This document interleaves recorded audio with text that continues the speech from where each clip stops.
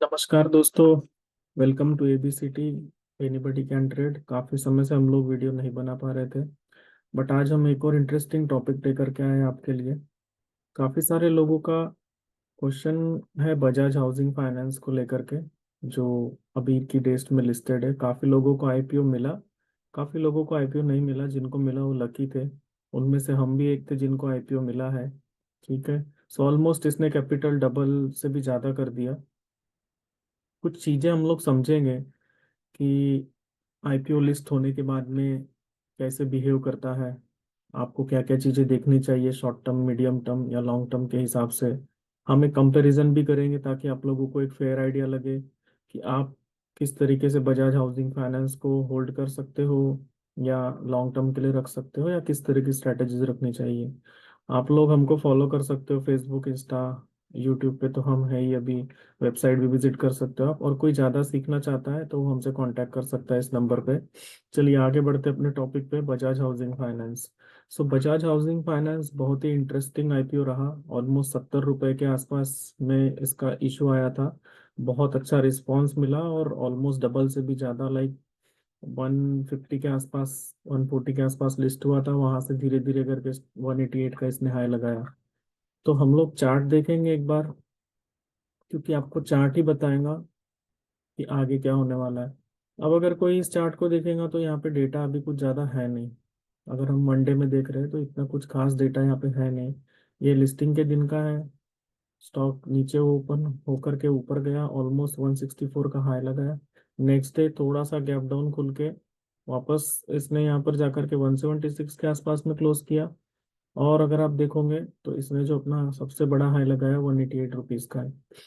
अब यहाँ पर जो बड़े प्लेयर्स हैं, लाइक एफ आई आईज है, डी आई आईज है, या वो इंस्टीट्यूशनल इन्वेस्टर है जिसको यहाँ पर बड़ी पोजीशन बनानी है, जिसका नज़रिया, इसको अगर वो कंपेयर करना चाहे यहाँ पर बजाज फिंसर से या बजाज जो इनका फाइनेंस मेन पेरेंट कंपनी उससे। तो अगर हम पास्ट में जाकर के देखें कि बजाज की जो ये दो कंपनियां लिस्ट हुई थी तो उन्होंने कैसा परफॉर्म किया, तो आपको एक आइडिया लगेगा कि ये कितना समय ले सकते हैं वो बनने में। क्योंकि अभी बहुत सारे लोगों के माइंड में ये है कि 150 रुपये मैंने लगाए या 70 रुपये मैंने लगाए थे, वो 7,000 8,000 कब बनेंगे। ठीक है, ओवर द नाइट तो स्टॉक 7-8 हज़ार नहीं पहुंच जाएगा। अगर आप प्रैक्टिकली चीज़ों को समझते हैं तो कोई भी ओवरनाइट तो नहीं हो जाएगा ना मिरेकल। तो आपको एक बार जाकर के पीयर कंपैरिजन भी करना होता है। अगर हम बजाज फिंसर की बात करें तो बजाज फिंसर के चार्ट के ऊपर में जाए। ठीक है, बजाज फिंसर के चार्ट पर अगर आप जाओगे और अगर हम थोड़ा स्क्वीज करना चाहें इसको मंथली टाइम फ्रेम में, हम अगर जाकर के देखेंगे तो आप अगर देखोगे तो इसकी लिस्टिंग 2009 में हुई थी 61 रुपीज़ के आसपास में। 61 के बाद में इसमें थोड़ी सी गिरावट आई। स्टॉक ने ऑलमोस्ट, अगर आप देखोगे तो यहाँ पे 4-8 रुपए का लो लगा दिया। 4-8 रुपए के आसपास में जिन्होंने हिम्मत करके निवेश किया होगा, धीरे धीरे धीरे, अगर आप 2009 से देखोगे 2011, जिन्होंने 4 लगाए थे उनके 40 हो गए। 10 टाइम्स का रिटर्न उनको मिला। जिन्होंने यहाँ पर थोड़ी हिम्मत दिखाई होगी 40-50 रुपए के आसपास, उनकी कैपिटल डबल हो गई। कहाँ से? 2011 से 13, 2 साल में। वहां से फिर स्टॉक एक करेक्शन लेता है, जो अपना 40-50 रुपए वाला जोन है उसको आकर के रिटेस्ट करता है। ये कहानी 2013 की है। वहां से स्टॉक स्पीड पकड़ता है, जो इसका 52 वीक हाई था 68-70 रुपीज, या फिर उसका फिर जो नया हाई था 101 रुपीज, उसको ब्रेक करता है, सस्टेन करता है। तो अगर आप देखोगे तो 2015, 16, 17 और 18, 19, 20, 100 रुपए के 1,000 रुपए बनाने के लिए इसने यहाँ से 2000, अगर आप देखोगे पिछले 11 से लेकर के इसने 2021, 10 साल लगा दिए। ठीक है, आपको 10x रिटर्न देने के लिए। बट उतना पेशेंस भी उसने कई बार टेस्ट किया होगा, लाइक कई बार उसमें करेक्शंस आए होंगे, कई बार उसमें अप ट्रेंड आए हैं, फिर अप ट्रेंड में चलता गया चलता गया। यहाँ पर अगर आप देखोगे ये वाला फॉल आई थिंक कोविड का है।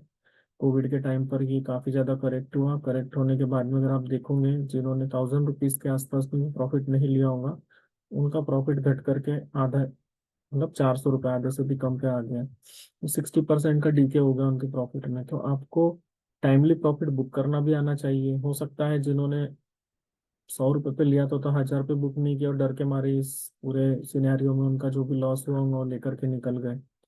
ठीक है, फिर यहाँ से रिकवरी आई, रिकवरी आने के बाद में आप देखोगे तो इसने फिर यहाँ पर 2021 में अपना रनअप शुरू किया। तो 2021 से अगर आप यहाँ पर देखोगे तो 2021 में ही इस स्टॉक ने कमाल कर दिया। लाइक 1000 के 2000 बना करके दे दिए, पैसा डबल कर दिया।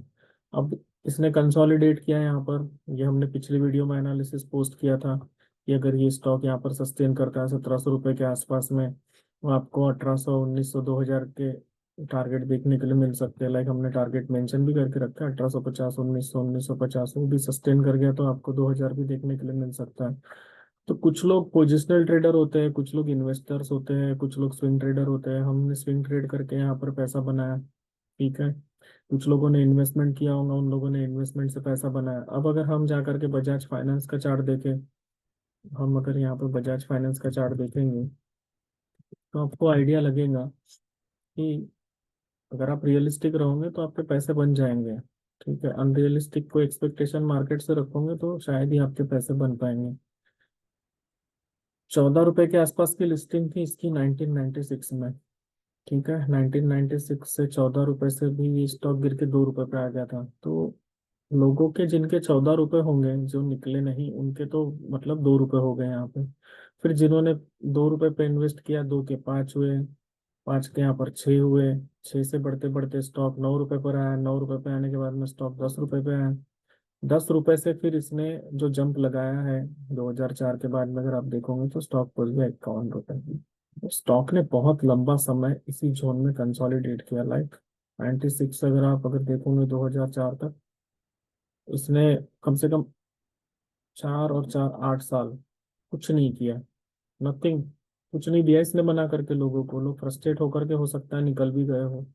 बट जो इन्वेस्टर थे, जिन्होंने सोचा कि मैंने 2-3 रुपए लगाए हैं, मैंने 1000 क्वांटिटी खरीदी है, 2 रुपए 3 रुपए अगर जीरो भी हो गए तो क्या फर्क पड़ता है। बट 1998 में या 1996 में 2000 रुपए की वैल्यू भी बहुत थी। आज हो सकता है कि 2000 रुपए की वैल्यू कुछ भी ना हो, पर तब तो थी लोगों के पास में, वैल्यू तो थी। वहां से स्टॉक करेक्ट होता है, वापस देख लीजिए आप, फिर से 5 रुपए के पास में आ जाता है। ठीक है, जिन्होंने 5 रुपए इन्वेस्ट किए थे उनके 50 हो गए, उनको 10x रिटर्न इसने दे दिया उस समय पे। किसी ने वहां पर 1000 क्वांटिटी लेके 2000 लगाए होंगे तो उसके पैसे बन गए। वहां से फिर ये करेक्ट होता है, अपनी जर्नी शुरू करता है ये 2009 से फिर ये अपनी जर्नी शुरू करता है, 80 रुपीज के पास में जाता है। बट ये क्या करता है, अपना जो 52 वीक हाई है उसको ब्रेक करके सस्टेन करता है और ऊपर जाता है। फिर थोड़ा कंसोलिडेट करता है, कंसोलिडेशन के बाद एक और नया हाई लगाता है 170 175 के पास में। तो आप अगर देखोगे तो 2010 से 2014 इसने लगा दिए, 4 साल फिर लगाए इसने 50 का 100 करके देने में। ठीक है, वहां से इसने रफ्तार पकड़ी, इनका बिजनेस शायद ग्रो किया होगा, बहुत अच्छा है इनको लोन बिजनेस जो भी ये करते हुए उसमें इन्हें स्ट्रैटेजीज रिफाइन की होंगी। वो सब कुछ करने के बाद में अगर आप देखोगे वहां से इसने जो रफ्तार पकड़ी है, तो जिन्होंने वहाँ पे 100 रुपये पे लिया था उन लोगों के यहाँ पे 1200 रुपये हो गए। पर साल कितने लगे वो भी देखिए, 2000, अगर हम 14 की बात कर रहे हैं यहाँ पर, 2000 सॉरी, 2014 की हम बात करें, 155 रुपये पे ट्रेड करता था। तो 155 से 1200, 10x ही पकड़ लीजिए आप। ठीक है, आपको 9x 10x रिटर्न दिए इसने 2014 से 2016 के बीच में, फिर उसने 2 साल लगाए। अब यहाँ से निकला है वो, फिर उसने आपके लिए आपके 2 साल लिए 17 से 18 में वापस। अगर आप टाइम को एनालाइज करोगे तो फिर वो वक्त के साथ में ऊपर गया, यही वो कोविड वाला ही सिनेरियो होगा जहाँ पर स्टॉक 5000 से फॉलो करके ऑलमोस्ट 1700 के आसपास आ गया था। तो स्टॉक में करेक्शंस भी आएंगे, अगर क्रैश होगा, वॉर होंगे, और कोई सिनेरियो क्रिएट होगा तो स्टॉक में क्रैश करेक्शंस बहुत कुछ होगा। तो अगर आप इस तरह का रिटर्न एक्सपेक्ट कर रहे हो तो 1996 से लेकर के तो अभी तक का आप समय गिन लीजिए। ठीक है, जो भी इसने समय लगाया, 20 साल लगा दिए या 24 साल लगा दिए, वो समय आप गिनिए तो आपको समझ में आएगा कि अगर आपको मल्टीबैगर रिटर्न चाहिए तो इन्वेस्टर की तरह लेके फिर भूल जाइए। पर अभी जिस तरह का मार्केट चल रहा है, आप भूल नहीं सकते। आपको टाइमली रिव्यू करते रहना होता है कि स्टॉक के फंडामेंटल कैसे है, स्टॉक की फाइनेंशियल हेल्थ कैसी है, उसमें इन्वेस्टर्स कौन कौन इन्वेस्टेड है आज की डेट में, कहीं वो लोग लो कॉन्फिडेंस की वजह से निकल तो नहीं जा रहे हैं। सारी चीज़ें आपको देखनी पड़ती हैं यहाँ पे। अब अगर हम वापस बजाज हाउसिंग फाइनेंस के चार्ट पर जाए, उसको हम लोग 1 डे में कन्वर्ट करें, ये इसी रेंज में अच्छे से कंसोलिडेट करें, भले थोड़ा नीचे चला जाए 150 के आसपास में, भले फिर ऊपर चला जाए 188, बट इस बीच में ये थोड़ा समय बिताए, 3 4 6 महीने और निकाले, साल भर, अपना लो ब्रेक ना करें। जो भी लो है लिस्टिंग के दिन का 146 रुपीज़, इसकी रिस्पेक्ट करें, इसको ब्रेक ना करें, तो आपके अपसाइड के चांसेस बहुत ज़्यादा रहेंगे। अगर इसने 146 के नीचे क्लोज करना शुरू कर दिया तो पैनिक सेलिंग आएंगी। पैनिक सेलिंग आएंगी तो लोगों को लगेगा अब ये पता नहीं कहाँ तक पहुंच जाएगा, हो सकता है 100 चला जाए, हो सकता है 80 चला जाए। तो जिनको प्रॉफिट दिख रहा होगा, उनका प्रॉफिट डीके होगा, तो उसको इनकैश भी करेंगे। अगर किसी का नज़रिया 5 साल 10 साल का है कि मुझे बजाज फाइनेंस, बजाज फिंसर जैसे रिटर्न चाहिए है, तो आप फिर हर करेक्शन पे जाकर के 10 20% के करेक्शन पे जाके, जैसे म्यूचुअल फंड में एसआईपी करते हैं वैसे आप इसमें एसआईपी कर सकते हैं। आपने 50 क्वांटिटी ली, फिर 25 ली, कभी 50 ली, कभी 25 ली, तो हर फॉल पे आपका एवरेज आउट भी होता जाएगा, आपको डर भी नहीं लगेगा और ज़्यादा आपको लॉस भी नहीं दिखेगा टर्मिनल पे। आप एक साथ जाके 1000 क्वांटिटी यहाँ पे उठा लोगे 165 रुपए के भाव पे, ये 10 10 20 20 रुपए नीचे आएगा, आपकी रातों को नींद उड़ जाएंगी और फिर आप इसे लॉस में ही बेच करके जाओगे। बट अगर आपको स्टॉक अच्छा लग रहा है, आपको लंबे समय के लिए रखना है, तो छोटी छोटी क्वांटिटी से आप इसको एक्युमुलेट कर सकते हैं। स्टॉक भी टाइम लेगा, आपको भी टाइम मिलेगा, और बेस्ट सेफ स्ट्रैटेजी होगी कि आप इसमें थोड़ी थोड़ी एसआईपी करें और हर मंथ इसको रिव्यू करें, हर क्वार्टर पे रिव्यू करें, इनके रिजल्ट्स कैसे आ रहे हैं, अच्छे आ रहे हैं, बुरे आ रहे हैं। फिर जो आप लंबे समय के लिए पैसे लगा रहे हैं, उसमें दो चीजें हो सकती है, या तो ये हीरो बन जाएगा 5 10 साल में, इनका परफॉर्मेंस अच्छा रहा तो, या अगर मार्केट में कंपटीशन बहुत ज़्यादा टफ हो गया तो हो सकता है कि ये और समय ले, मतलब आपको बड़े रिटर्न्स दिखाने में, या ऐसा भी हो सकता है कि आपको जैसा आप एक्सपेक्ट कर रहे हैं बजाज फाइनेंस, बजाज फिनसर्व वैसे रिटर्न ना भी दे पाए आपको। बट जिस दिन ये 188 को निकालेगा, आपको एक नया हाई देखने के लिए मिल सकता है। हो सकता है 200, 220, 250 का भी दौड़ लगाना शुरू कर दें, क्योंकि जिन्होंने यहाँ पे बेच के रखा है उन्हें लॉस होगा, वो निकलेंगे यहाँ से। वो अब क्यों नहीं निकलेंगे? क्योंकि उनको प्रॉफिट दिख रहा है यहाँ पर। अगर उन्होंने 188 पे शॉर्ट किया है, 160 चल रहा है, तो दे आर इन प्रॉफिट्स। तो सारी चीज़ें आपको समझनी होती है, बायर सेलर का माइंडसेट भी। अभी के लिए इतना ही दोस्तों, मिलते हैं नेक्स्ट वीडियो में। जय हिंद, जय भारत।